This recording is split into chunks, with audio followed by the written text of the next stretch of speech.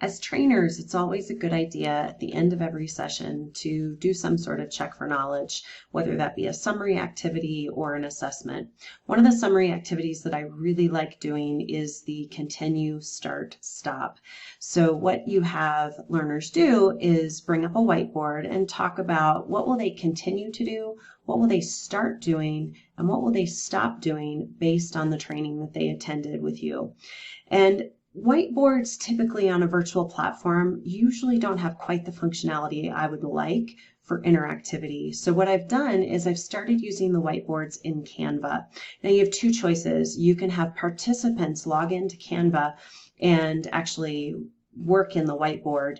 They would need a login and password, so I would typically send this before class and ask them to do some pre-work by setting up a free account on Canva.